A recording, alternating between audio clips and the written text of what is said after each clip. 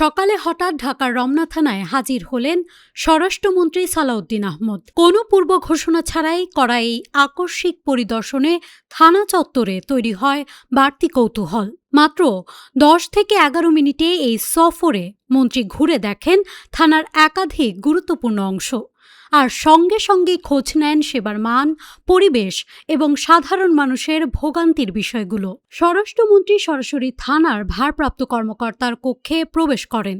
তখন সেখানে 4 থেকে 5 জন ব্যক্তি উপস্থিত ছিলেন। তিনি প্রবেশ করেই তাদের পরিচয় জানতে চান কেন তারা সেখানে এসেছেন। একই কক্ষে অন্য থানার 2 জন পুলিশ সদস্য উপস্থিত ছিলেন। এরপর স্বরাষ্ট্রমন্ত্রী চলে যান ডিউটি অফিসারের কক্ষে।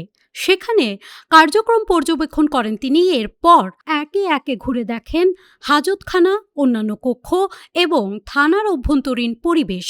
হাজতখানার অবস্থা, ধারণ ক্ষমতা এবং ব্যবহারযোগ্যতা নিয়ে খোঁজ খবর নেন স্বরাষ্ট্রমন্ত্রী। সেখানে থাকা একজন হাজতির খাবারও দেখেন তিনি। পরিদর্শনের সময় ওয়াশরুম আছে কিনা, ফ্যানের ব্যবস্থা কেমন, পুলিশ সদস্যদের থাকার মেসে কি অবস্থা, এসব বিষয়েও খোঁজ নেন তিনি। অর্থাৎ শুধু কাগজে কলমে নয়, মাঠ পর্যায়ে থানার বাস্তব চিত্র জানতেই যেন তার এই হঠাৎ সফরের শেষ দিকে ওসিকে উদ্দেশ্য করে স্বরাষ্ট্রমন্ত্রী কড়া বার্তা দেন। তিনি বলেন, বিএনপি বা কোনো দলের নাম ব্যবহার করে কেউ থানায় সুবিধা নিলে তার দায় সংশ্লিষ্ট কর্মকর্তাকেই নিতে হবে।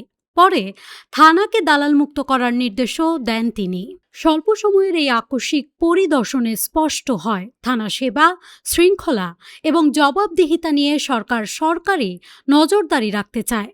সাধারণ মানুষের কাছে পুলিশের সেবা যেন আরও সহজ, স্বচ্ছ এবং দালাল মুক্ত হয়, সেটি ছিল এই পরিদর্শনের মূল বার্তা। News desk, Manabzamin.